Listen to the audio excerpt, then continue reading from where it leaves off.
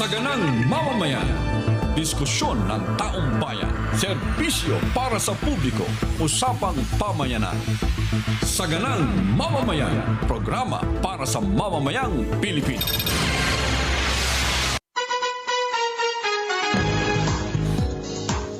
Araw na po ngayon ng Martes. Masayang Martes sa inyong lahat. Masayang Martes, Nelson. Masayang Martes, Jen. 20 po ngayon sa buwan ng Enero, taong 2026. Ayan, January 20, 2026. Sa mga kababayan natin na nasa ibayong dagat, yung nasa mga iba't ibang mga bansa. Nako, mamaya meron tayong balita, Jen. Oo. Mukhang ang ating mga kababayan na OFW, sila na lang ang pumapasan ng ating ekonomiya. Siya na lang ang bumubuhay. Oo. Mukhang matindi po ang balita na inalabas ng Bangko Sentral ng Pilipinas. Nangyari yan nung yung Asian crisis. Nako. GMA administration, Nelson. Oo. Di ba? Ngayon, Nabumagsak lahat yung buong rehiyon. Tayo lang ang tinamaan din tayo, pero tayong una nakabangon dahil sa remittance ng mga OFWs. Oo. kasi dun sa nakita kong report ng Bangko Sentral ng Pilipinas, bago po natin balikan yung tungkol sa mga nangyaring investigasyon sa Senado, kasi may update ho tayo dyan, ito po munang report ng Bangko Sentral ng Pilipinas. Alam niyo po ba na yung ating tinatawag na balance of payment, BOP, Balance of payments. balance of payment, ito pala, Jen, kasi nung nakakita ko yung balitang ito, sabi ko, ano kaya yung ibig sabihin nito? Parang mahirap siyang intindihin. Ito pala ibig sabihin ng balance of payment ay, halimbawa, Baka sa mga pangkariwang mamaya, akala isusubo yan, Nelson. Pwede. Pwede isubo yan.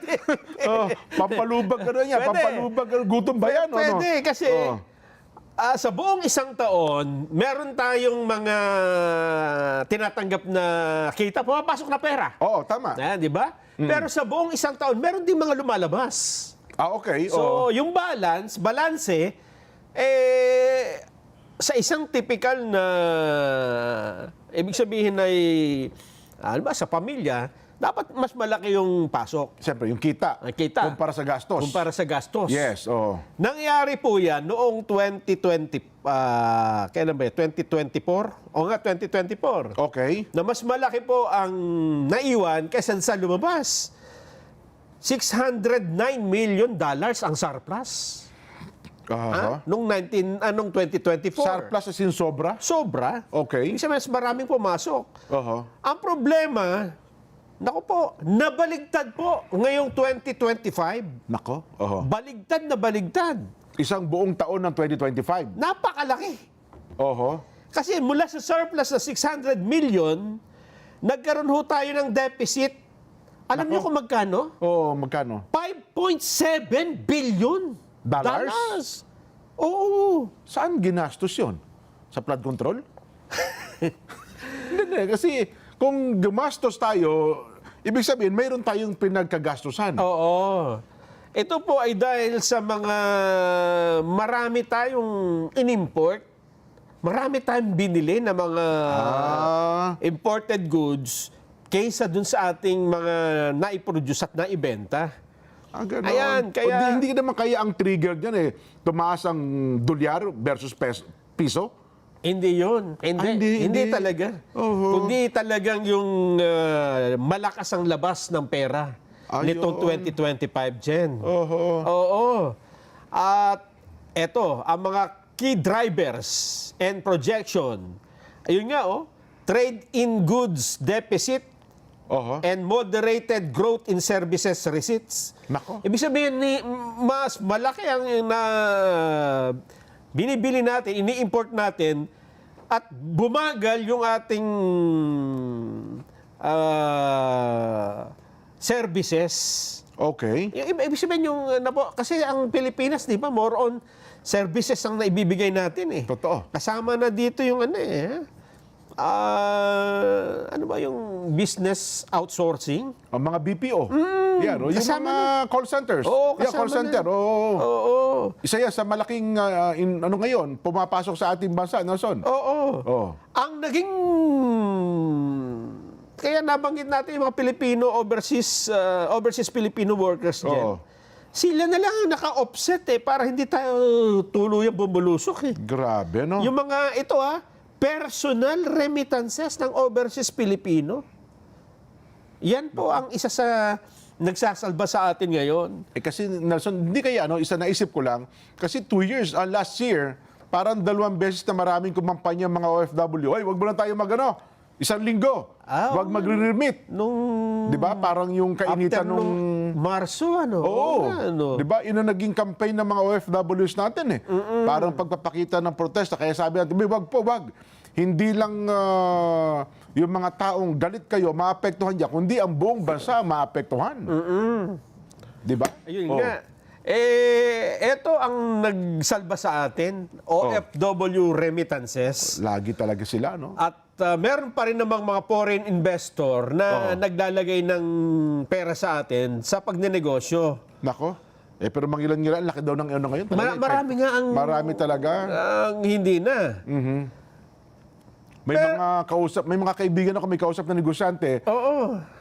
Maglalabas na ng pera, Nelson, Pero pagpasok ng 2025, alam mo, sagot, wait and see muna kami. Wait and see. Nako. Puro wait and see. Yun daw ang sagot nila ngayon. Ang magandang balita dito, Kahit pa paano may magandang balita, oo. meron pa tayong savings. Ibig sabihin, meron, ewan ko lang kung hanggang kailan mauubos, ha? Meron pa tayong $110.8 billion na savings. Ito ay sa ginto. Diyan yung mga ginto natin.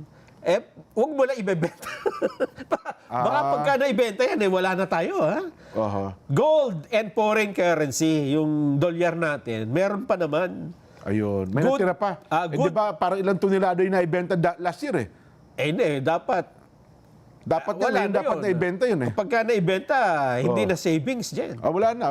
Kaya nga nababawasan. Pero may natira pa naman pala. Oo, na ginto. Hindi naman kasi pwede maubos yan Kasi yung gold reserve natin, yung pera, yung valor ng pera natin, depende sa gold reserve natin. Buti na lang, gano'n na tumaas ang presyo ng ginto. Paano kung hindi mataas ang presyo ng ginto? Baka mababa na rin ito. Nako. Yung savings natin. Good for 7.4 months na lang.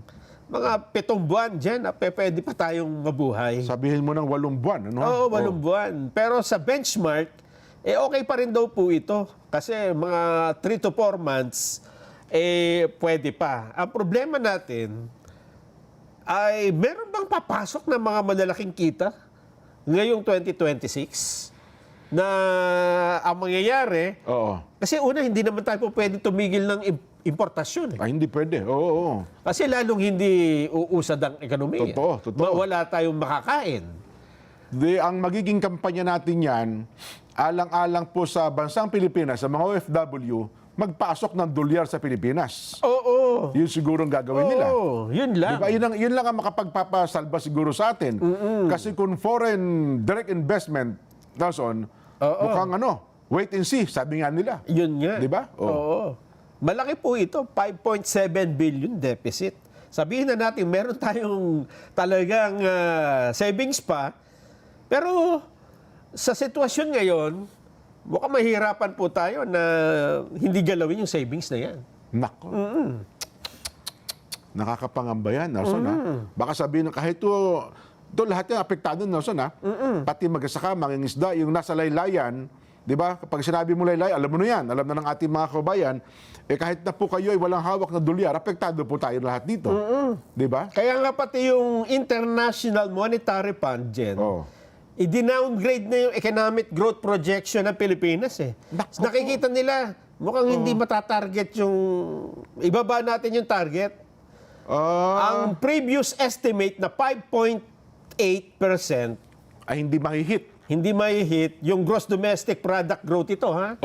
Kaya ibinaba nila ng 5.6 base sa IMF.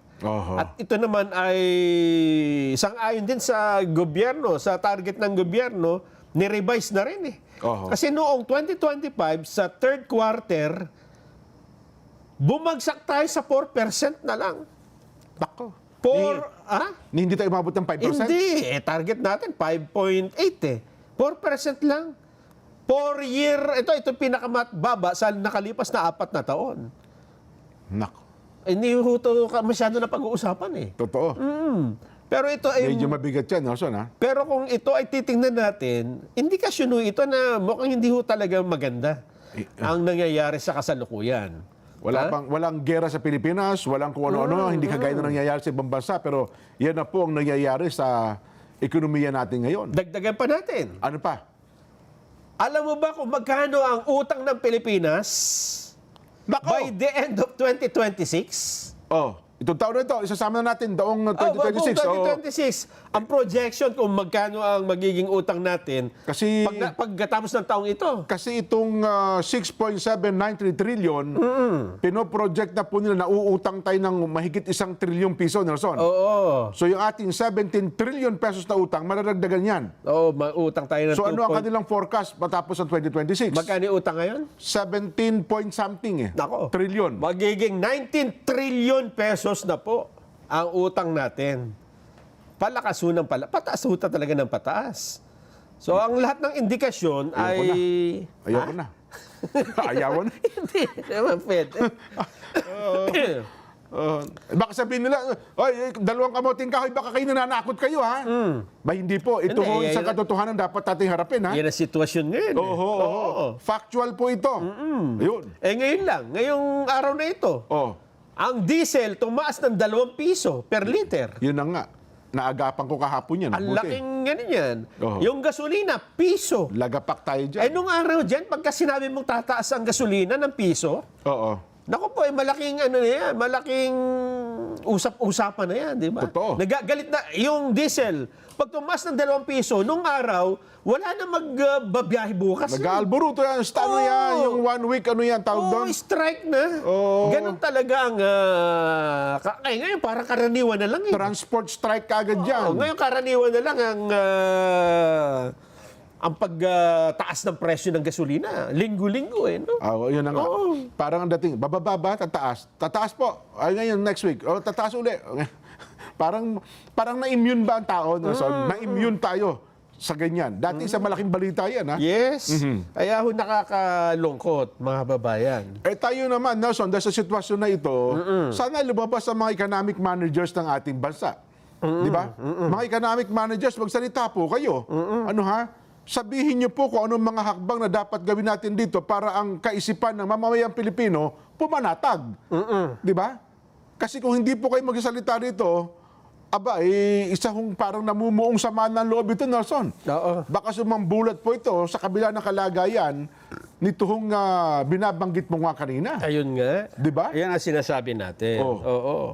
At sa panahong ganito, Jen, importante yung mataas ang tiwala ng mga mamamayan sa pamahalaan. At sa leader. Oo. Kasi kapag hindi, hindi ho magkakatulungan eh. Wala, magkakatulungan para pababa. Para pababa po yan. Yun nga. Dapat po yan, meron tayong triggering factor para kahit paano sumikad pataas. Yun. Hindi po sumikad pababa. At sana ang isa sa factor na yan ay ito nga paglutas sa mga anomalya sa flood control eh. Kasi iyan ang isa sa sinasabi dito dyan sa report na kung bakit lumaki ang utang natin. Na-trigger na nga ng gusto, no? Kasi yung mga, dahil sa flood control project, hindi nawalan ng gana yung ibang magnegosyo sa Pilipinas. Totoo. Una. Pangalawa, natigil yung mga project, yung paggasta, Yes. bumagal ang takbo ng ekonomiya. Yan yung sinasabi natin noon pa, Nelson. Hindi ko may isang kontrobersya, ang gagawin mo, itigil yan, ihinto yan. Paano iikot ang ekonomiya natin? Yan na nga po. Pigilan nyo yung katiwalian. Ituloy yung programa. Di ba? Yes. Lagi na lamang kapag may iskandalo, ang sagot natin, itigil yan. Ihinto nyo yan. Paano yung lihitin mo? Di ba yun nga ang iniiyak ngayon ng mga nasa construction sector na. So sabi ko nga sa iyo, ang dami ngayon mga construction company, ayaw kumuha ng project. Sa gobyerno, ha? Takot. Baka hindi mabayaran. Yung iba naman, niwalang pampasweldo sa tao. Naniningil sila ngayon sa mga ahensya ng gobyerno, hindi binabayaran. Yun ang problema. Paano ngayon ito? So lahat yan, trigger yan. Oo, at ito pang 2026, Jen, mukhang pinigilan din nila yung mga project na yan. Ayun nga, kasi pinagmamalaki, binabaan na namin yung budget ng DPWH, ha? Na para bang Pati yun ang tamang paraan, di ba? Ewan ko kung tama po yun. Dapat doon, tamang paggastos. Yun. Tamang pagbabantay. Oho. Pero kung ititigil mo yun, hindi po pwede. Ay, hindi po. Kasi paano na lang yung mga kababayan nating nakalubog ngayon sa baha, Jen? Na umaasa sana sa flood control. Yung mga kababayan natin, construction worker. Ayun pa. Di ba? Libo-libo po yan. Ano hanap buhay nila? Yun, ang problema ho natin dyan. Kaya pala, Nelson, isang araw, meron tayong kaibigan na nagbalik na pala ngayon yung mga yung mga nag-snatch ng cellphone. Di ba dati matagal lang tayo na wala nababalitaan na ganyan? Kasi sabi nila, wala na. Ang cellphone ngayon, mura na lang. Oo. At saka iba dyan dati, di ba? Yung pinambibili ng shabu, pinangkukuha na kung ano-ano. Ngayon pala, meron na naman nag-snatch ng Ganun na cellphone. naman? Meron na naman daw. Naku po. Pati nag-snatch ng mga kwintas, kaya po, sa kung saan-saan. Nagbalikan. Nagbalikan na naman daw. Ito po, yung mga ano to, sabi nga nila, parang kuto lang sa ulo ito na halos hindi mo pinapansin. Pero Makati ito. Masakit sa ulo ito, Nelson, ha? Oo, at yan, pagka maliliit na ganyan, nagkasama-sama, malaki din ang impact sa lipunan, di ba? May indikasyon po yan na mas malaki. Oo. Mukhang bumabalik yung dati nating problema. Yun nga. Ang problema natin. Kailangan dito talaga medyo aksyon na. Ako naman, sa parte ng PNP, ng law enforcement, ng Pangulo, sana alam na po nila ang tamang aksyon at gagawin nila dito sa bagay na ito. Di ba? Paano yan, Jen? Doon sa Senate Blue Ribbon Committee na parang report na nga yung nilabas ni Senador Ping Lacson, no? Bago nagsimula at kahapon, nilahad na parang niya. nireport na niya kung ano yung mga nangyari. Ang problema, hindi sang-ayon ng minority. Dun Sa mga report. suki ng palatuntunang ito, naunang naglabas ang minority group ng kanilang report Oo. sa programang ito. Kasi ang nagponente ata noon, kumbaga mga parang justices, ang ponente nung report ay Senador Rodante Marcoleta, dating chairman ng Blue Ribbon Committee. Yes. Pero ang kanyang report, hindi niya pinokus sa kanyang nung siya pang chairman. Parang 3 hearing na siya ang chairman, 3 hearing din na ang chairman na Senador Ping Lacson. Yun nga. Doon niya hinugot yung report na yon ng minority group na son. Ayun. At meron hong reaction dyan. Si Senador Rodante Marcoleta. Siguro ba maganda, pakinggan na lang muna natin. Ha? Sige nga. Ano ba yung nabanggit ng dating chairman ng Blue Ribbon Committee sa naging takbo ng hearing sa Senado? Pakinggan ho natin. Ako, I was a little bit disappointed, na personal ko to. Kasi sa kauna-unang hearing pa lang namin sa Blue Ribbon, sinabi ko na yun, there is a problem on coordinates. So, ibig sabihin, kahapon lang nila naisip na totoo pala yun. At doon na-concentrate ang usapan. Totoo yun eh. Ang ginamit nila is MYPS, which is multi-year planning and system. Samantalang meron silang PCMA, which is more accurate. Meron pa silang Survey 123. Yun ang Ngayon, inumpisahan na naman sa MYPS. So, anong mapaprofit natin doon? Wala. The coordinates are wrong. Ayan, mga babayan. Oo nga naman, kasi yung coordinates na yan, noong pa pinag-uusapan. Hindi ba? Noong unang-una pa. At ito naman po ang reaksyon ni Senador Amy Marcos. Ayan sabi niya rito, nako po, parang wala nga pinapatunguhan itong investigasyon sa flood control anomaly. Meron ba tayo na tinig ni Senador Amy Marcos? Pakinggan po natin. Gusto ko lang i-rectify, umattend ako nung unang hearing na chair na si Senator Lacson. Tapos, nag-represent ako ng ating bansa sa Korea sa second hearing. Kaya lang nadismaya ako dun sa pagtestigo ni Sergeant Gutesa. Nanood ako, pare-pareho lang. Sila na rin, kahapon, yun na nga, yung dalawang kasambahay, sila na rin ang sumasagot para sa dalawang kasambahay. Wala rin na tutukan, wala rin na bunyag. Ayaw ko sanang magsalita ng makakasakit o makaka-offend sa aking mga kasamahan. Pero yun naman ang nakikita ng mga Pilipino. Nakikita naman natin na parang wala namang pagtutuunan nito. Nalulungkot tayo, binoboses ko lang, nakikita. Imbes na yung mga may kasalanan ay ang matakot. Ang mga nag-iingay pa ang sinisindak. Parang baliktad na eh. Kaya medyo nakakalungkot. Ayun. So ito yung press con pala kayo na to ni Senador Amy at Senador Dante. Kanina lang yan. Sa Oo. Senado. Oho. Ang gusto ko marinig yung report nila eh. Tinalakay ba nila Meron. yung minority group report tungkol doon sa flood control anomaly. Although yan ay natalakay na natin sa palatuntunan. Nag-submit nga sila, Jen, Oo. ng Minority Block Report sa Senate Blue Ribbon Committee. Oo. Diyan ay inilalahad kung ano yung... Kanilang mga rekomendasyon, di ba? Oo. Gayon man, hindi ho nilagdaan ng mga minority senator na sina Alan Cayetano, Francis Escudero at Joel Villanueva ang dokumento. Ayan yung report Yan. eh. Kasi yung, sabi nga yung Joel, parang humingi ng dispensa. Sabi niya, pababasa ko muna sa abogado ko. Alam mo naman, medyo nababanggit ako dyan. Yung Alan Cayetano naman ata, that time, ay parang may sakit. Yung Chis Escudero na dating Senate President, ang paliwanag ni Senador Marcoleta, para hindi mo na pumirma, may katwiran eh. Ano ba yung sinabi kanina? Anyway, yun yung po yung sinabi. Pero si Senador Bato de la Rosa, kahit wala, napapirma. Nakapirma. Nakapirma po. Oo. Di ba sinabi dito yan ni Senador Yes, Marcoleta? napapirma ni Senador Marcoleta si Senador Bato de la Rosa. Siguro hinintay nila makapirma lahat. Kaya ngayon lang ito na isubmit.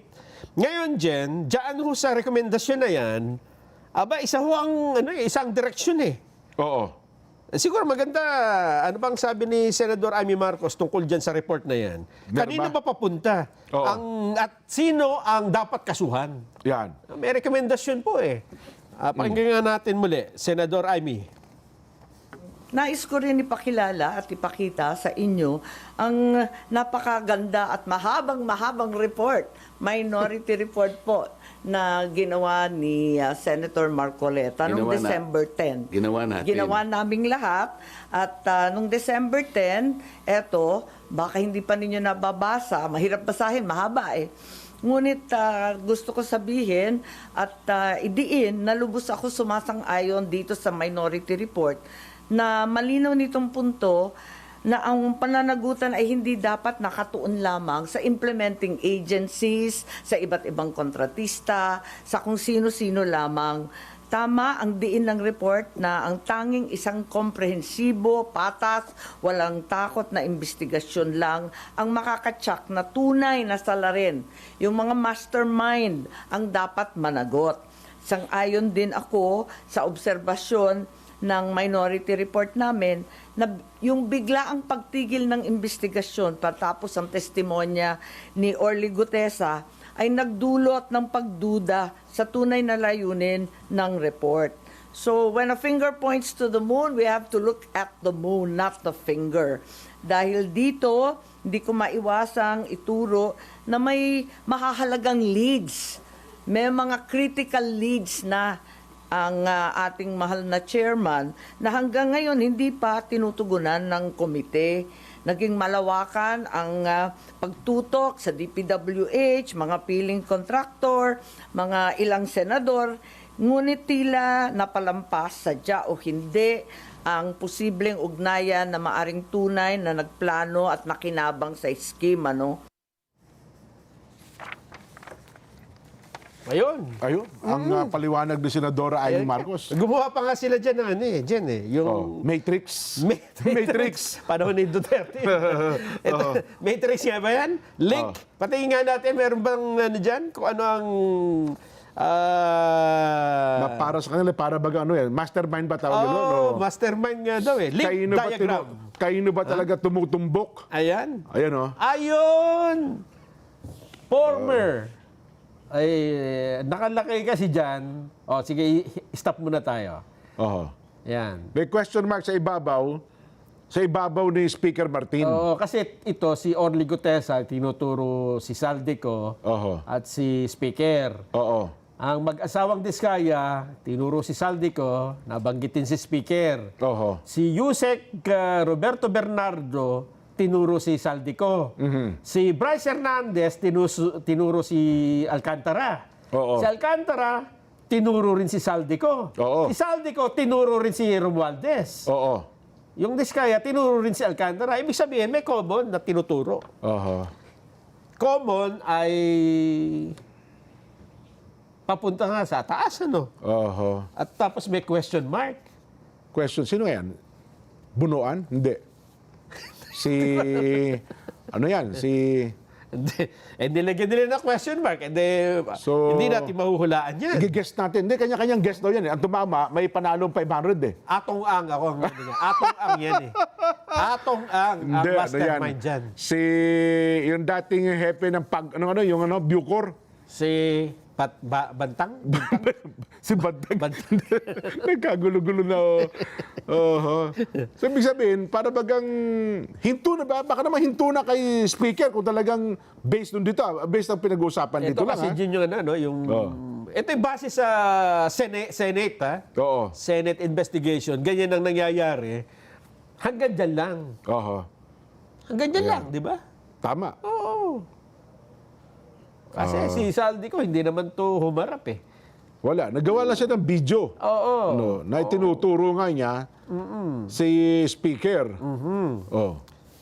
At saka hindi naman siya direktang nagturo kay Pangulong Bongbong kasi may mga tao daw na nag-name drop Yes. na parang sinasabing alam na ito ng Pangulo. Walang ganoon. Na wala namang nagkumpirma. Di ba? Oh, yun ang sitwasyon diyan, pangyayari na yan. Ano, so? Yun. Oh. Pero ito based doon ang binabanggit namin, based ito sa minority report, minority group ng Senado. Hindi pa po yan ang kabuuan ng report ng ng Blue Ribbon Committee sa pangunguna ni Senador Ping Lacson. Sa kanila wala pa kasing Wala pa silang matrix. wala pa silang committee report Wala pa. ng Blue Ribbon. Oo. Nag-update lang sila. Yes. At saka alam ko nga dyan, meron pa mga, kung maalala mo, si Senador Marcoleta, may mga rekomendasyon pa nga para wag maulit eh. Di ba? Wag maulit yung flood control anomaly. Yes. Di ba? Parang mga 15 recommendations ata yun, 15 o 20. Or basta, mga ganun po. Tinalakay din dito yan eh. Kung paano mga dapat na gawin na batas o reglamento para hindi po maulit ang flood control anomaly na son. Yun. Yan. Kasi yun ang talagang tinutumbok ng investigasyon eh. Oo. 'Di ba? In aid of legislation, may tama yung mali. Tama. 'Di ba? Oo. Ngayon kasi mailigtas ang may tama. Parang yun ata ang ano. Hindi kaya? Hindi naman ba ganun ang ano ba Yung sa tinatama. yung tamaan sa pool, sabi nila. Ay, nako. Pero teka lang, kayo ho ba'y maglalakbay sa pamamagitan po ng mga sakyang pandagat, gaya po ng barko, roro, ferry, iba pa? Panoorin po natin ang paalaala ng PPA.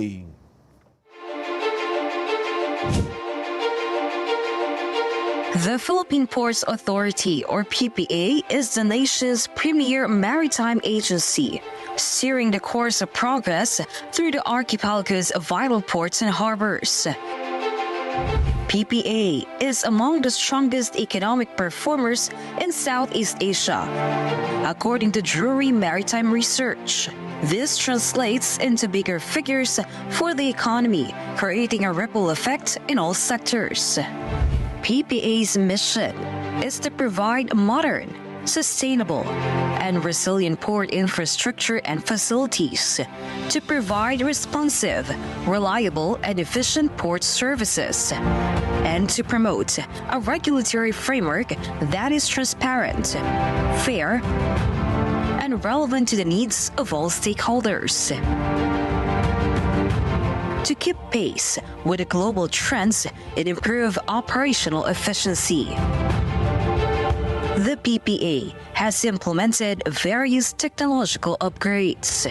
Mas maganda lang pong bumiyahe ngayon sa ating mga pantalan dahil nakita naman po natin mas madali na, mas convenient para sa lahat. Lahat po ito ay bahagi ng ating pagsasaayos ng ating mga pantalan para na rin po sa matagal ng hinahangad o nire-request ng mga pasahero natin na gawing mas maganda at mas kaaya-aya po yung mga pantalan natin, lalong-lalo na po yung mga terminal para po sa lahat. Legasiya po nating lahat ito na tayo ay makakaalala so many years from now na tayo po ay naging bahagi ng pagpapaunlad po dito sa pantalan.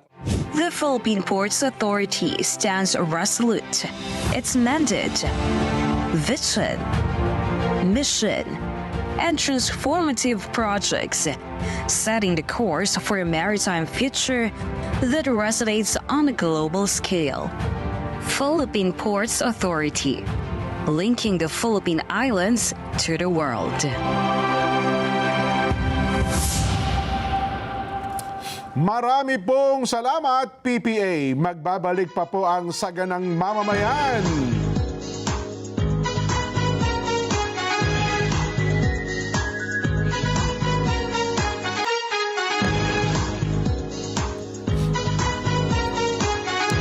Mga kapatid, mga kabarangay, mga kasambahay, mga ka-SGM, panalo-klak na. Ito na po ang panalo tip para masulit ang budget natin sa bahay.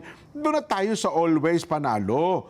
Pure gold, pare ko. Mababa ang presyo, very convenient sa dami ng stores nationwide at laging kompleto. At siyempre, meron pa rin itong Pure Gold mobile app. Kaya doon sa mga ayaw pong lumabas, pwede ho kayo mag-order, magpa-deliver via Pure Gold Mobile. I-download nyo na ang Pure Gold Mobile. Ayan. Pag-usapan muna natin dyan yung ipinisin ng pang-impeachment kasi naputol kahapon eh. Oo. Oo. O magre-report muna tayo. Report mo si Mar Gabriel? Sige. Oo. Para dire-diretso na tayo. Pagkatapos ito, Oo. pag-usapan natin yung impeachment na ipinail kahapon. Ha? Sige. At saka yung tinanggap ba talaga nila yung Cabral Files? Galing ba talaga sa DPWH? Kasi okay. ng question, baka daw gawa-gawa lang yun eh. Yun nga. Ay, nako. Inilabas na po ng minority block ng Senado, tinawag nilang Minority Report. Ito binabanggit natin kayo na, ha? Kaugnay po na sinagawang pagdinig ng Blue Ribbon Committee sa anomalya sa flood control projects. Laman ng nasabing report ng isang link diagram Yung kanina. ng mga personalidad na dinadawit na po sa anomalya na inirekomenda na sampahan din po ng kaso. Diyan na natin itatanong kay Mar mamaya. Ayan. Yung Cabral Files. So. Yan, ang detalye. Mula po kay Mar Gabriel. Mar, balita mo na yan. Yes, Nelson, Jen, magkakasamang humarap nga kanina sa press conference itong si Senator Rodante Marcoleta at si Senator Amy Marcos na kapwa dismayado raw doon sa naging takbo nung isinagawang pagdinig ng Blue Ribbon Committee kahapon. Bitin daw sila doon sa pagtatanong sa mga resource person gaya kina DepEd Undersecretary Traiji Bolaybar na una nang inakusahan ni DPWH Undersecretary Roberto Bernardo sa pagtanggap ng 8 bilyong pisong kickback. Ayon naman kay Senator Amy, tila hindi tinutumbok ng Blue Ribbon ang mas mahalagang lead sa investigasyon na nag-uugnay sa mga mastermind dito sa malawakang korupsyon. Tila binaliwala rin daw ng komite ang mga impormasyon na laman ng mga serye ng video na inilabas ni dating Congressman Zaldico. Kasabay nito, inilabas na ni Senator Marcoleta at Senator Amy yung tinawag nilang minority report kaugnay sa investigasyon ng Senado sa flood control anomalies. Laman ng 576 na pahinang report ang 14 na legislative bill o mga panukalang batas na maaaring ihain at yung mga rekomendasyon sa pagsampa ng kaso laban sa mga dawit na individual. Nakapaloob din dun sa report yung isang link diagram ng mga personalidad na idinadawit naman sa anomalya.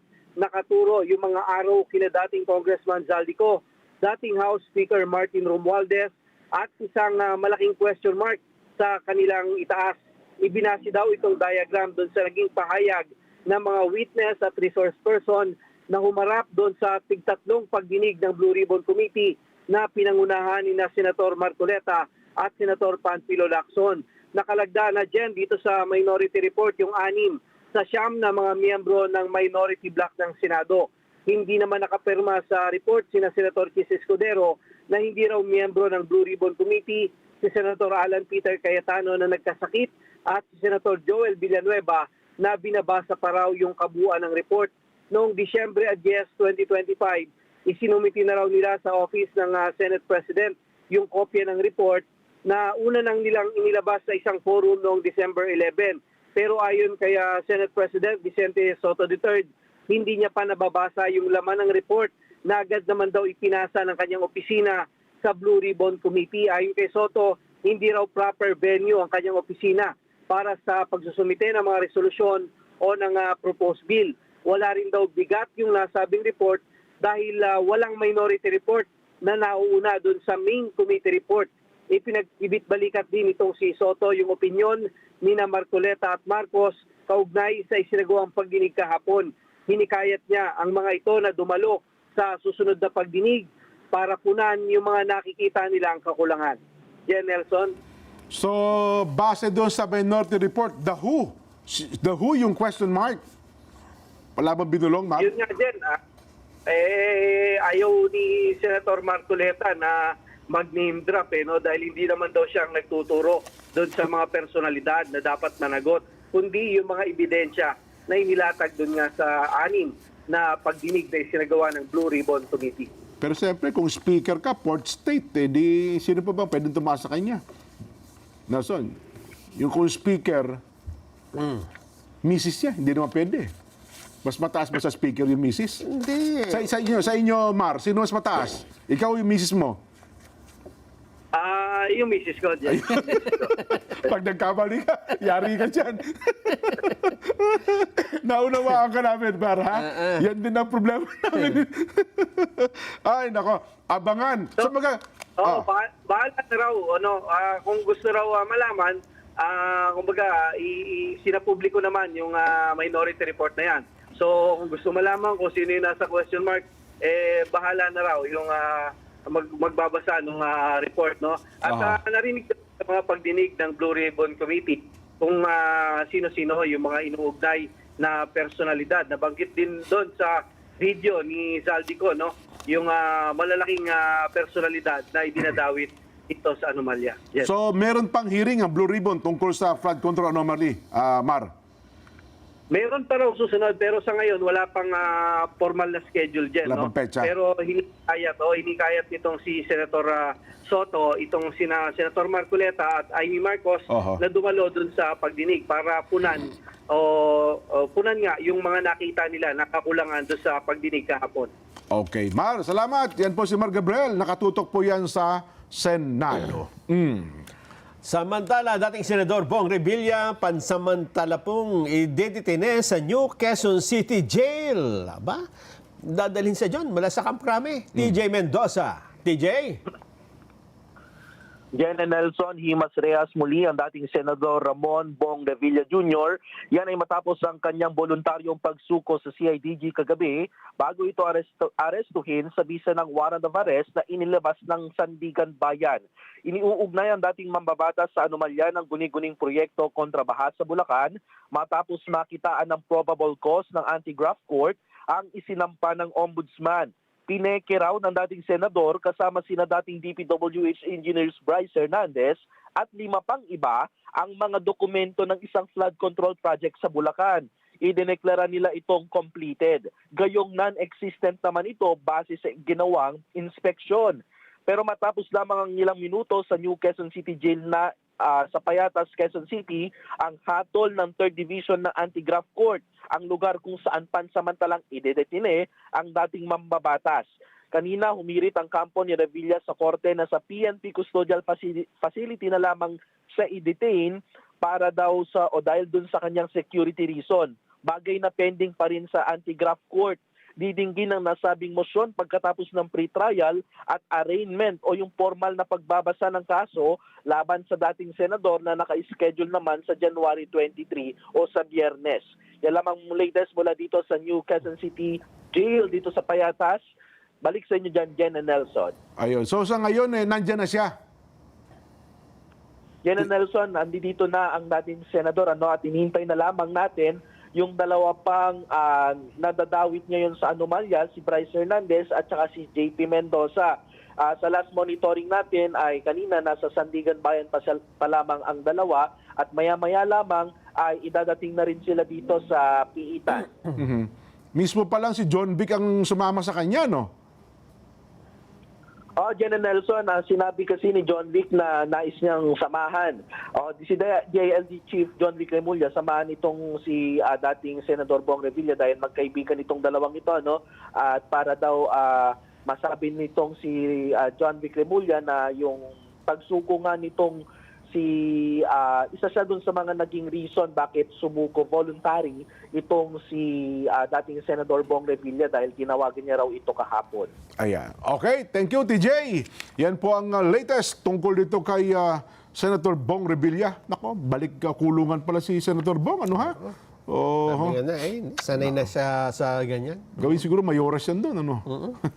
Ay, nako. Nangingiti tayo, pero siyempre, malungkot din sa kanila yan, ano? Masakit yan. Pero ipinasa na rin po niya na wag na magkaroon ng anumang mga iskandalo, sumuko na po. Ayan, ang pinakamaganda sa korte na po, labanan. Yes. No? Sa korte na lang po, magpakita ng mga ebidensya. Ayan. Tuloy na natin yung binabanggit mo, Nelson. Ito, sa impeachment po tayo. Kahapon Sige po nga. kasi ay binatikos ni Congressman Erice, yung abogadong nag-file ng impeachment complaint laban kay Pangulong Bongbong Marcos. Medyo question na. Bakit nga ba naging questionable yung karakter ng abogado na yun? Hindi, kasi sabi niya, noong 2024, ay nag-file itong abogado ng disbarment case sa Korte Suprema laban kay Chong. Sino ba yung Chong na yun? Glenn Chong. Glenn Chong? Dating congressman, Glenn Chong yan. Congressman ba yun? Tumatakbo lagi senador din yan. Pinapadisbar niya dahil sa isang pagtitipon, sa isang rally, binanggit daw nito na sasampalin niya si First Lady Lisa Marcos. Okay.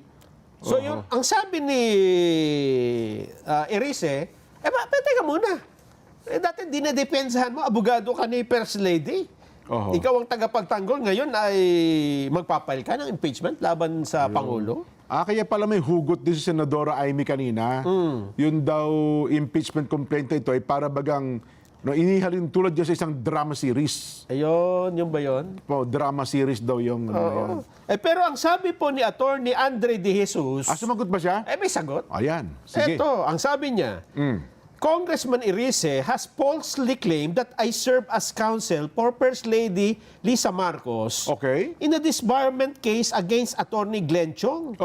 That is simply untrue. Hindi totoo yan. In fact, I doubt the First Lady even knows I exist.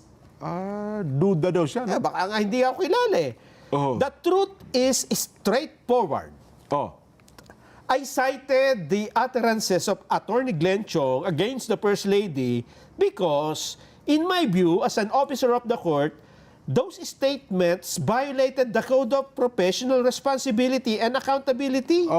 They were presented only as incidental truth. Not because I represent or defend the First Lady. Hindi naman pala talaga sa abogado. Sinite lang niya. Sa mga kasong nagpapail ka, di ba? Nagsasite ka ng mga... Kasi isang malaking paglabag daw yung ginawa ni Attorney Glenn Chong na yon. Pero hindi niya pinagtatanggol yung unang ginang. Hindi siya inutusan para mag-file. O kaya naman representante siya ng unang ginang. Ang kanyang layunin lang, i-disbar yung Glenn Chong. Batay dun sa pangyayaring yun. My actions are not guided by political affiliation or partisan interest. I have no political color. For example, I once served as counsel for the PDP Laban Duterte wing in the COMELEC and the Supreme Court. Ganun na. And I won that case purely in my professional capacity. I doubt the former president even knows me. Duda rin siya kung ang dating Pangulo kinikilala siya. Does that make me a DDS? Of course not. DDS ba ako? Pagtanggol ba ako ng mga Duterte? Siyempre hindi. Kino-quote lang din niya. Nabanggit na rin natin kahapon, di ba? Ang mga abogado lang yan eh. Totoo. Pagka kinuha ka ng kahit na hindi mo kakampi, sabihin niya sa'yo, hindi, ay ano lang ito. Ay, trabaho lang ito, walang personalan. Pero minsan kasi may mga abogado, tinatanggihan. Isa-isa ka na kasi naging abogado na ako ng kabilang panig. Pero sa ganitong sitwasyon, mukhang mauunawaan naman pala natin eh. Di ba? Yung Attorney De Jesus. Eto pa. Sabi pa. My sole motivation in filing this impeachment complaint is to bring forward issues that have long been discussed in podcasts, television programs, and public forums, yet have not been acted upon through the constitutional process. I often hear Congressman Irice exposing irregularities or announcing that impeachment cases will be filed. Oh. But I have yet to see him actually file one. In my view, he is all talk and no action. Yan. Matagal ko na yan narinig si Congressman Irice na gusto magreklamo ng impeachment. Hindi naman niya ginagawa. So si Congressman Irice, puro ngak-ngak. Parang gano'n gusto sabihin. Puro ngak-ngak. Puro dada. Dada. By contrast, the complaint I filed raises grave matters of corruption, betrayal of public trust, and violations of the Constitution. Ayun. These are issues of national importance that must be openly discussed, thoroughly examined, and resolved through proper proceedings. Ayun. Instead of scrutinizing the merits of the complaint, Congressman Irice has chosen to attack me personally.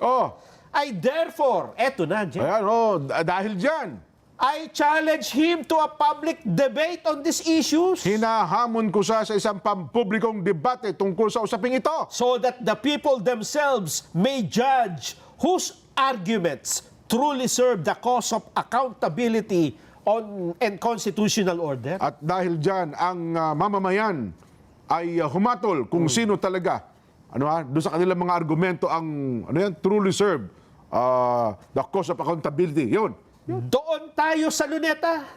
Ha? Sinabing gano'n? Maglagay tayo ng malaking sangkalan doon. Maglagay ng dinamite sa katawan? Iba pala yun. Hindi, iba yun. Mali. Walang gano'n. Debate. Ayan. Yan ang sinasabi natin. Pero teka lang, anong pagdidebate nila? Parehas naman ata ang direksyon nila. Oo nga. Anong tema? Anong tema ng pagdidebatehan ninyo? Oo nga. Di ba? Ang Baka... Dahil kasi sabi lang, questionable. So, kumbaga, parang sa dami na magko-complain, bakit ikaw? Di ba? Parang gano'n lang ang dating yan. Baka yun pag-uusapan. Ano ba yung... Eto, ulitin natin. Ano ba yung... Kasi malalaman mo naman kung gawa-gawa lang yung impeachment. Yun na nga, Tingnan natin, matibay ba? Mayroong bang basihan? Kasi kung minsan, mga kababayan, dapat, yun nga, tama naman na wag yung personalidad ng titingnan natin Tingnan natin kung may punto. At teka lang, bago mo ituloy yan, hindi lamang siya ang kino-question ngayon, pati yung endorser kino-question din Tama. Si Congressman Yun nga. ano pala nun? Nipay? Si Nipay. Kasi... Nisay?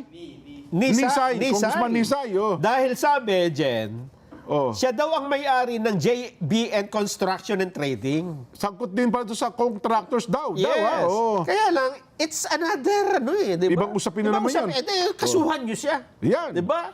Hindi niya pwedeng i-endorse yung impeachment? Ay, bilang mababatas, may kapangyarihan talaga siya. May karapatan siyang i-endorse yan. Natanggal na ba siya bilang congressman? Hindi po. Congressman siya. Ibang usapan niyo. Kasuhan niyo siya kung talagang kontratista siya. Di ba? Pero ibang usapan din yan. Ayan. Ito po yung naging basihan sa impeachment complaint. Ayan. Mahalaga ho kasi na pinag-uusapan natin ito para hindi tayo nakanganga, di ba? Oo nga. At tayo ay dumidepende lang doon sa mga vlogger na hindi naman tama yung dinidiscuss. Ay, may sariling political inclination kasi sila Doon lang ho tayo sa facts. Tayo, sa palatuntunan ito, talagang natin. Yun mang naririnig natin ay hindi pabor sa ating paniniwala o sa ating political agenda. Pero wala ho tayong magagawa. Kailangan tingnan natin, sabi nga nila, look at the facts on it. Parang tingnan mo siya. Hindi ba siya pwedeng talikuran, di ba? Wala. Tapos ang taong bayan na magpapasya ngayon. Kasi tayo taga-presenta lang tayo ng balita Eto po, ang mga pinagbasehan. Bakit? Ano ba yung mga reklamo sa Pangulo? Number 1. Okay. Ipinag-utos at ipinahintulot ang pagdukot at pagsuko kay dating Pangulong Rodrigo Duterte sa ICC. Yan ang isang reklamo. Number 2. Pagiging adik umano sa droga. Naku po. Na niya nakaka-apekto sa pamuno ng Pangulo.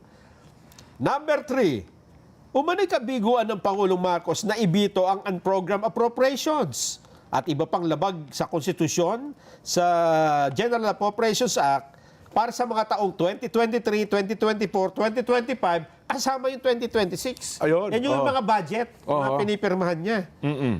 Ika-4, umano ay pakikinabang sa kickback na may kaugnayan sa insertion sa budget at ghost flood control projects. Okay. Ika-5, paglikhas sa Independent Commission for Infrastructure para protektahan ang mga tiwaling kaalyado.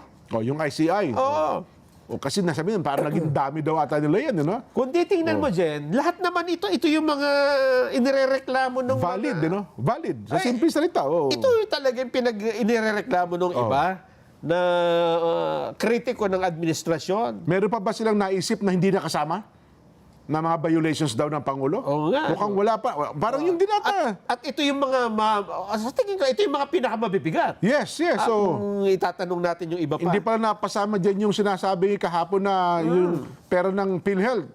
Wala pala dyan. Wala dyan. Wala. Oo. Hindi nga yun Dahil sinasabi mo nga, may Supreme Court ruling yun Yes, di ba? oo. So mabibigat po ito mga akusasyon na ito. Pero ang sabi ni Speaker Faustino D. Speaker Boji, okay. Ito sabi niya, pakinggan na lang ho natin. Ano bang masasabi niya sa impeachment complaint? Sige nga. Speaker, wala kaming nakikitang batayan. Sabi niya, wala siya nakikita. Sabi, di ko rin makita Ha? Oho. Wala kaming nakikitang batayan na magpapatunay sa impeachment complaint na isinampa laban kay Pangulong Ferdinand Bongbong Marcos Jr. Malinaw na tinupad lamang ng ating Pangulo ang mandatong ipinagkatiwala sa kanya ng mga tao alinsunod sa batas. Ayun. Oho. So yun naman ang punto ni Speaker. Pero yung iba pang mga congressman, wala pa pong reaction dito. Pero alam mo, Jen, kung babalikan natin ang kasaysayan. Oo, tama. Medyo alam mo. Ano pangalan ng abogado? Ngayon hindi natin to kilala, di ba? Attorney Andre De Jesus. Oo, si Attorney Andre De Jesus. Matatandaan na natin yan forever. Totoo. Bakit? Parang sino lagi nagpapail ng abogado ng mga Marcos na lagi nagpapail ng impeachment? Si Attorney yung nakatira sa may Murato. Ano pangalan doon? Yung Marcos loyalist na lagi nagpapail ng impeachment. Oliver Lozano. Yung Oliver Lozano. Panahon yan ito. Oo. Cory. Tama ba? Mga ganun. Basta yan kapag may impeachment lagi nagpapail. Nauuna lagi yan Pero wala pa nagpusto ng kaso ata ng impeachment. Anyway, yun lang ang mga natatanda natin kapag impeachment ang pag-uusapan. And lalo na kung magkaroon ng impeachment na talagang makikita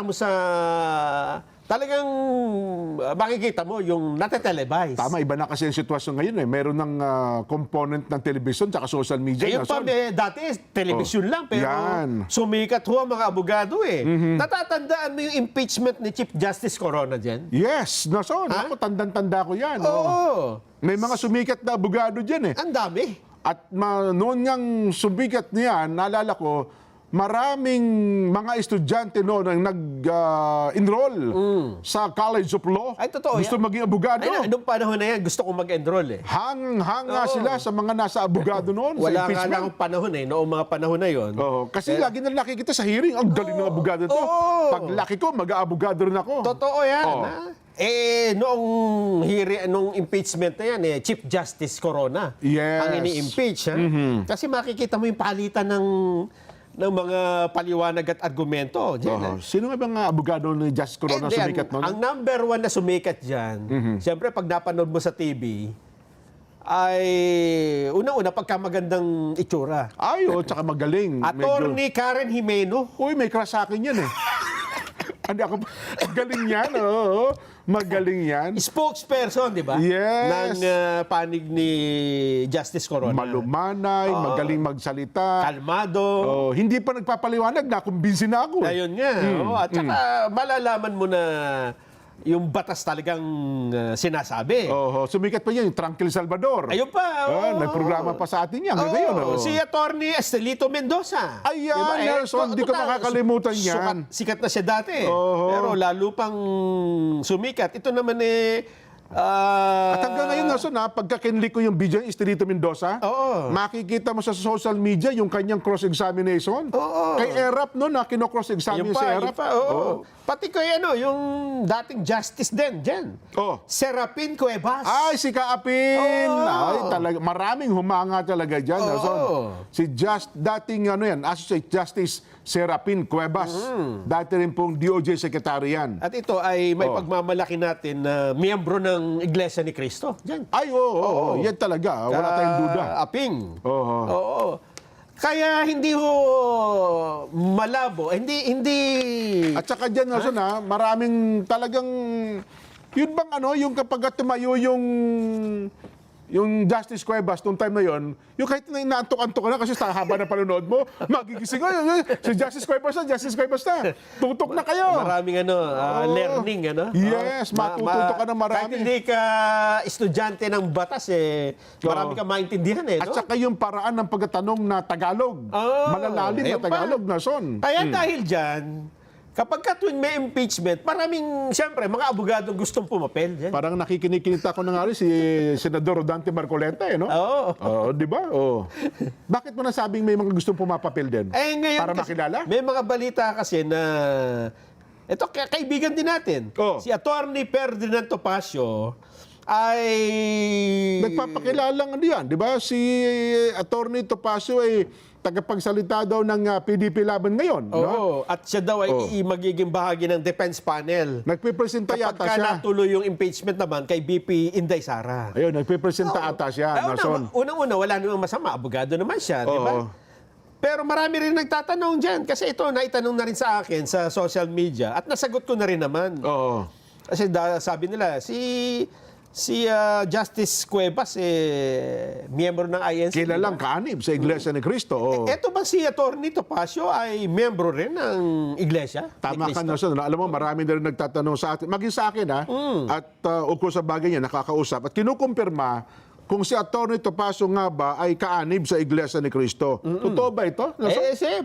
Para matapos na yung pagtatanong, sagutin mo na. Hindi po kaanib sa Iglesia ni Cristo si Attorney Ferdinand Topacio. Nelson, tandaan niyo po, si Attorney Ferdinand Topacio po ay dating kaanib sa Iglesia ni Cristo. Dati po, ngayon ay hindi na po kaanib sa Iglesia ni Cristo. Matagal ng panahon. Matagal na panahon na po siyang hindi kaanib. Kasi kahit na gusto mo, actually gustong-gusto niya, no? Manatili, kaya lang, hindi may mga paglabag, kinakailangan ipatupad yung kasi kailangan disiplina.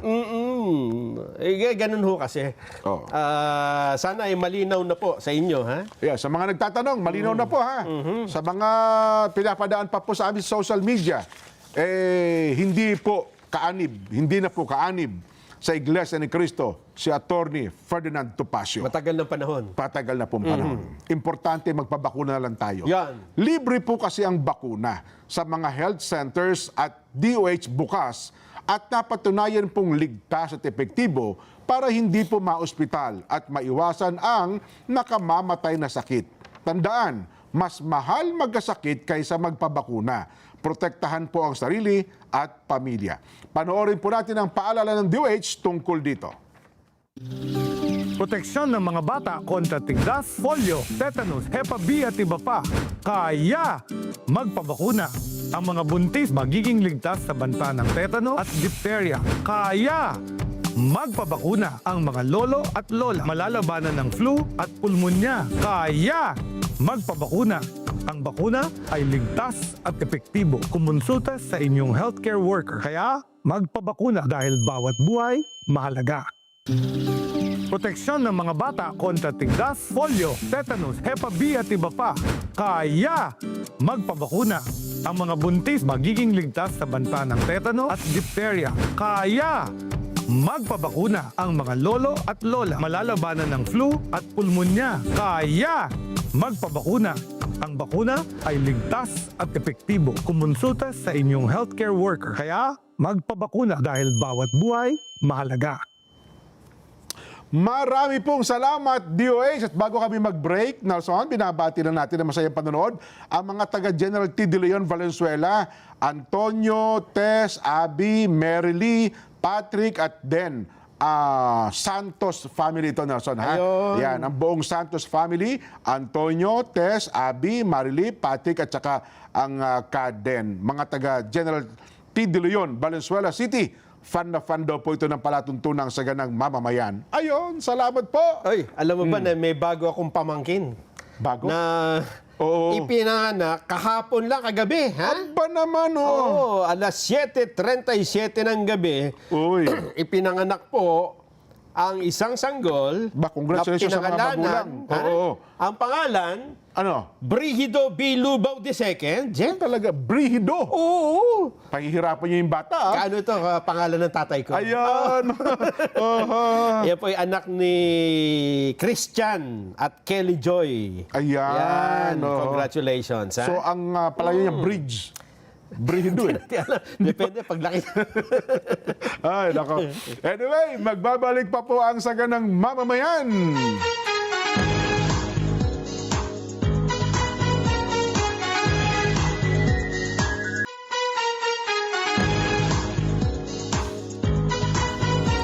Gamit po ang inyong mga remote control, i-scan po Net25 sa TV menu at pagkatapos ma-scan, piliin po ang Net25 HD mula sa listahan ng mga channels. Let's Net together na sa panonood ng mga programa, lalong-lalo na po ng saganang mamamayan. Yun, sa araw pa lang ito, Nelson, Yan. nagdiriwang po na kanilang 25th wedding anniversary. Aba, mga kababata ko sa Pasay ito, si Jess Bobon at saka si Ate Joy Bobon. Ayan.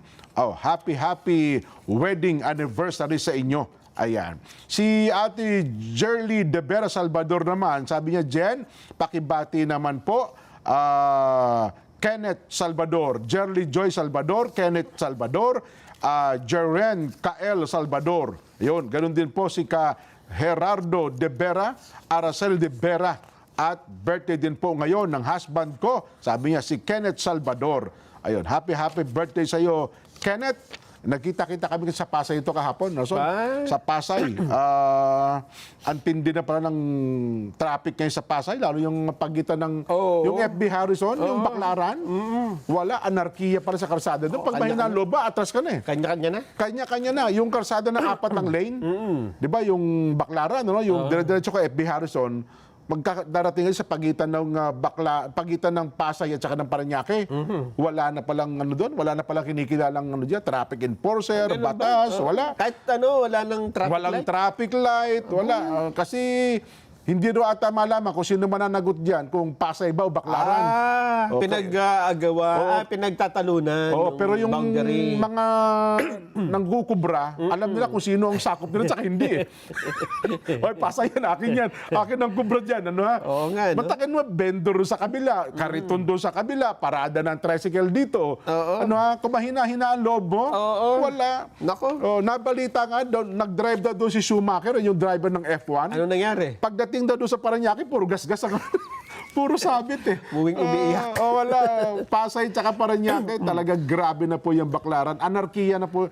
Diyan ang literal na anarkiya, walang kinikilalang batas talaga dyan. Alam mo, Jen, yan ang nakakalungkot, ano? Kasi nung araw, ang pagka-traffic ang pag-uusapan, dito sa Southeast Asia, Bangkok, Thailand eh, no? Ay, ang naku, inirereklamo. notorious, worst traffic. Tsaka yung Tokyo, Japan. Tokyo, Japan. Tsaka Pero yung pumunta ako doon, nung kailan lang? Kahapon yata. mga 2 days ago. Bumili ka sa Palok, eh, di ba? Sa Palok. Nangasim ako eh. Naku, sabi nung ay iwas po tayo dyan. Ha? Hindi ko na i-English yan kasi mahirap eh. Sabi niya, ay iwas, medyo matatagalan po tayo. Bakit? Kasi rush hour, traffic po ngayon. Okay, it's okay. Nung umupo ako doon, tapos nag-drive na siya, sinatanong, nasaan yung traffic? Traffic na sa kanila yung counting i-stop. Ganon, no? Nag-ibabago na. Kasi yung mass transport system nila, na-improve nila. Na-improve. At saka yung mga ELF, bawal na sa kanila, pick up na. Yes. Pick up na, sa city, bawal. Bawal sa city yung mga, yung may mga karga-karga. Yes. Pangalawa, ilog. Pati kanal dyan. Yun, oh. Kanal, pwede kang doon sumakay eh. Nakasakay sa bangka. Oo, no? bangka. Yung tren sa taas. Yan, oh. May double decker. Yan. At tapos yung mga nagtitinda, may paraan sila na para hindi mawala ng hanap buhay. Oh, may disiplina sila doon. Ginawa nila ng oras kapag Midnight market alas ang tawag 9 nila. ng gabi, alas Yes. 10 ng gabi, yung karsada dati, Oo. puro tindahan yan. Naging tourist Sarado. destination yan. Tourist Oo, destination pa. night market. Night market ang tawag Pero nila. pag patak ng alas 6 at Oh. bumaba ka doon sa lugar na dating ang dami tindahan, diyan nagulat ako. Oh, asan yung mga nagtitinda? Walang bakas kahit Wala. isang... Walang yung gabi, basura. Walang basura. Wala kang makikita ng basura. Ganun kaya sila. pa naman pala eh. Oh. Diyan sa Baclaran, Nelson, yung tuni-tuniladang plastic, yung plastic sandbag, dikit ng Ay, ano. nako. Walang gobyerno diyan talaga Nako naman. Talagang ang namamayani lang diyan ang may sistema, alam mo may sistema lang diyan. Yung kung magkano ang kubra sa ambulant vendor, Oo. tricycle driver, alam nila kung magkano ang kubra. Yun lang. Bukod doon, bahala na kayo sa buhay nyo. Ayan ang problema, no? Wala Oo. talaga. Siguro, General Torre. Total, ikaw naman ang MMDA ngayon. Ayan, ako challenge sa kanya yan. Ipadala mo nga sa ICC. Diyan, ako talaga. Pag-uulihin mo ay mga ano. Ipadala mo sa ICC. Yan ay simple yan, pero talaga yung baka tsaka pa. Ayan ay test. Pagka nagawa niya yan, nalinis niya, hahanga. Baka maging presidente po kayo. Dati naalala ko yung MMDA chairman si Pablo Olivares. Mayor ng Parañaque si Pablo Olivares. May tao yung masinggan ang dala eh. Tumatabi ang karo. Totoo yung talagang masinggan na ano. Literal talagang masinggan. Ganun ba? Pero inaway siya ng vendor, napaalis. Baligtad, ano? Hindi tumagal. Talagang ibang klase vendor doon. Makapangyarihan. May singit ko. Parang ano. Nasaan na ba yung ano? Yung nakita ba yung tricycle driver na viral? Yung pumasok sa one way. Sa Tapos, highway yan eh. Sa highway ba yun? Parang entering one way eh. Oo, tsaka, nasa ba? Ewan ko, pinatawag sa LTO eh. Napakabait pala nung driver na yun. Yung tricycle driver. Ano sabi? Sabi niyo, parang awa yun na po, hindi na po kulit. Parang ano. Nakita ko yung tumatawa-tawa pa, di ba? Oo, tumatawa-tawa. Tapos Kasi ang akala ko nung una ko napanood yun, siya yung nasa tama, kaya siya tumatawa. Ayun, Yung pala mali pala mali siya. Pumasok siya doon sa one way. Yung nagdadrive, hindi niya, nabibidyohan siya. Oo nga, binibidyo, pero Ayun. tumatawa-tawa eh. Tapos nung tapapat siya, pinalakpakan pa niya yung... palakpakan sabi, palakpakan, di ba? Yun yun. Inasar pa niya. Oo. Ay, siya pala, mali. Entering one way pala yun. Ganun pala yun. Pinatawag sa ano? Pinatawag doon sa parang LTO yata. Sa malapit na pala maging santo yun. Napakabait pala tao. Bakit ano sabi? Ganun pala kabait siya. Ganun. Ay, nako. Ang tao talaga, pagkagal, bigla bumabait. No? Pero kapag wala hong nakikilalang batas, wala eh. Talagang ibang klase. Anyway. Dito na tayo kay Cabral Files. Sige. Yan. Maganda yan. Ako. Di ba kahapon po ay humarap si Kong Lian Lebiste? Oo. Dala niya yung mga files eh. Para magkaalaman na ano bang files yan ang dala-dala mo. Alam mo ba ang sinabi ni dating Yusek Ricardo Bernabe? Tama ba yung pangalan ko? Roberto Bernabe? Yes. Roberto? Yan ang kasalukuyang Yusek ng DPWH. Tiningnan niya yung mga files eh. Ha? Oo. Etong sabi niya. Sige nga. Yusek, Ito pong pangalawang set of files we can validate. Ito po yung hawak ko ngayon. Ito pong first set, we will have to look into this. But I would surmise baka ito po yung galing sa computer ni late Undersecretary Cabral. ayun. So yun daw hawak na files na yan ay we can validate. Ha? Ito pong first set, we have to look into this. But I would surmise na baka ito po yung galing sa computer. So yung second set, na-validate nila. Yung first set, ay sinasabi niya baka ganun din. Ibig sabihin talagang totoo pala. Mukhang yun. Yung files. Kasi nung umpisa, parang pinapa-authenticate kay Congressman Lebiste. Oo. Sumingit si Kong Marcoleta, sabi niya, teka lang, talaga. paano yung ma-authenticate? Hindi naman sa kanya Hindi galing. naman sa kanya yan. Hindi naman sa gumawa dyan eh. Oo, dapat DPWH. DPWH siya mag-confirm kung talaga nga bang kanila. Ayun nga. Totoo ba ito? Ano mo bang sabi ni Secretary Manny Bonoan nung makita yung files? Nag-react din ba siya? Nako, etong sabi ni Secretary Manny Bonoan. Sige nga. And this document that has been shown to me looks familiar to me, Your Honor. This is this is a consolidation of the allocables, the computed allocable per district, and where there are other information here, including what has been the total allocation as for the total allocation from the General Appropriations Act. Oh. Sabi niya, ito nga yun, oh. It's look familiar to me. Oo nga. So nakita na niya ito at mga dokumentong ito ay consolidation daw ng mga allocable. Eh di ba si Senador Lacson may files din? Yes. Kaya Alam mo ba kung ano sinabi niya nung i-compare yung dalawa? Ba? Ay, siyempre, dapat i-compare niya talaga yan. Eto. Ano sabi ni Senador Ping? It appears na mayroong magkakapareho doon sa files ni Congressman Libiste at saka sa aking files. I didn't anymore attempt to ask. Oh, magkakapareho nga. Ayun, oho. Ibig sabihin, iisa po yung hawak nilang mga dokumento. Yun. Oh. Sapagkat sila pare-parehas pala ang dokumento. Ano ngayon ang ano nito? Ang bigat nitong files na ito? Nako. Eto ngayon, Jen. Oo. Eto ngayon ang nangyari. Oh. Nagsalita si Senador Bam Aquino. Ba? Ano ang sabi ni Senador Bam tungkol sa Cabral Files? Eto, tingnan natin. Ano sinabi niya? Senador Do we Bam? have the commitment that they will be further investigated at matitingnan talaga siya kung ano ba talaga yung authenticity at veracity at kung meron ba talagang malfeasance na makikita sa mga files na ito?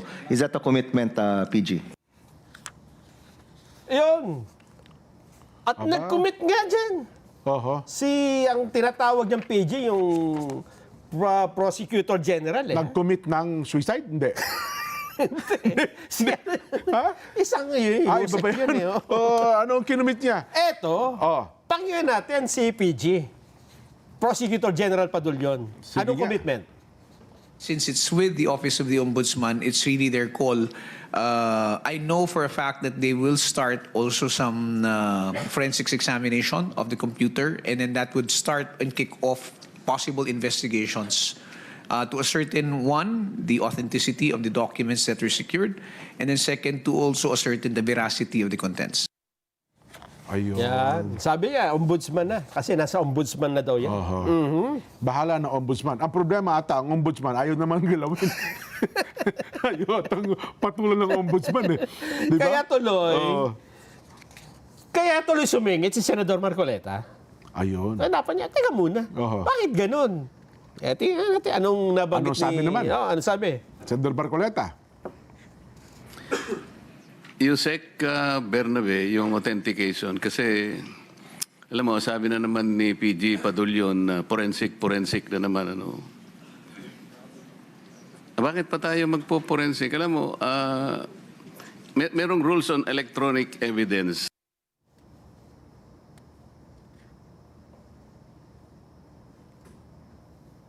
Ayun. Pinutol, sayang mahalaga yun eh. Dito rin natin Rules on electronic evidence. Hindi mo na kailangan ni forensic. Kung yun nga. Yung parehas lang kayo na ano. Sapat ng batayan yun. Yun nga. At saka yung mismong source, di ba? Yes. Sabihin nila, i-confirm nila na ito nga yun. Di sumagot si Yusek Bernabe para matuloy yung kwento. Ano sagot, Yusek? We thought that ombudsman po yung best na mag-handle ng files together with the PNP ACG, Mr. Chair. I think baka po, kapag po kami yung maggalaw, baka po matamper namin at mapagbentangan pa kami na tinamper namin yung mga files, Mr. Chair. Ayun, so umiwas na. Ombudsman na daw. Kasi baka nga mapagkamalan pa sila. Di lalong nag-init si Senador Marcoleta. Nahalata tayo, parang umiiwas na kayo. Walang gustong gumalaw ng Cabral Files. Etong sabi niya dyan. Sige nga. 5 cabinet secretaries and a few USEC are recipients of allocables.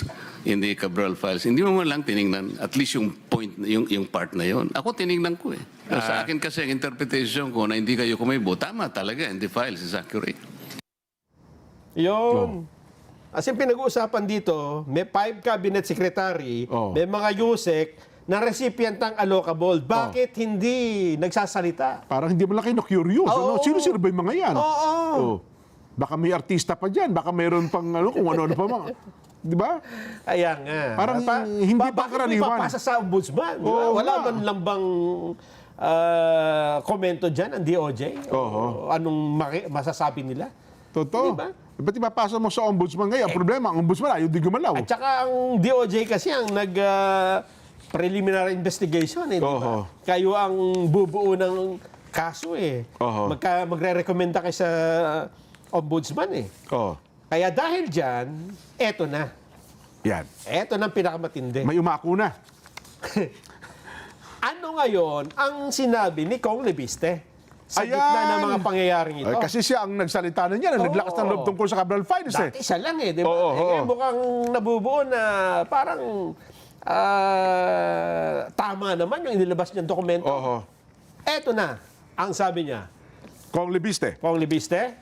Mr. Chair? Yes, Mr. Chair, if I can just make a few quick points. First, I thank everyone for their questions on my involvement with the files. I would hope that we can also discuss the contents of it, but regarding my involvement, I would be glad to face any of those questions when they are brought to me. What is personally important to me is that the contents of the files can hopefully be made public. And considering that the DPWH is here, maybe there could be some kind of commitment on them authenticating and releasing it.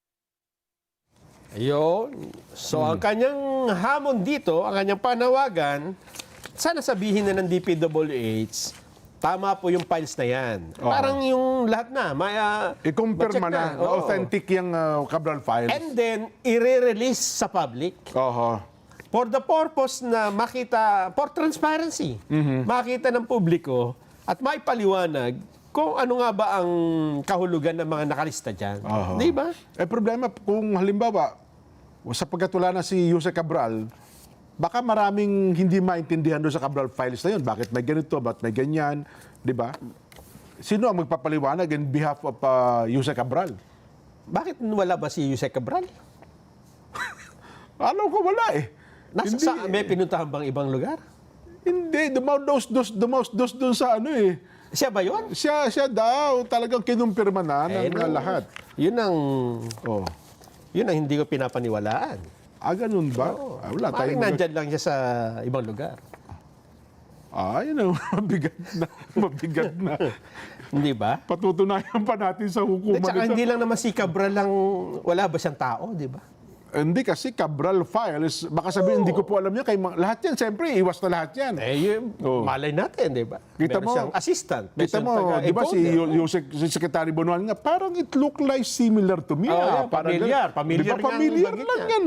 Dapat siyang mag-confirm di ba?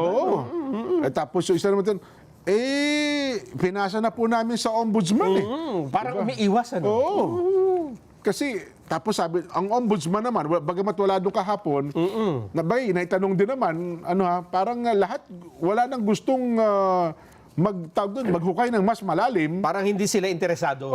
Samantalang napakatagal na po nitong... Buhay pa nga si Jose Cabral eh. Totoo. Nung sinabi ito ni Kong Lebiste na ito ay galing kay Jose Cabral, buhay pa siya. Buhay pa hanggang ngayon. Ang ibig sabihin natin, hindi pa nangyayari yung Cannon Road incident, wala pa yon. Wala namang nagtanong kay Jose kung totoo ba yon yung files na yon.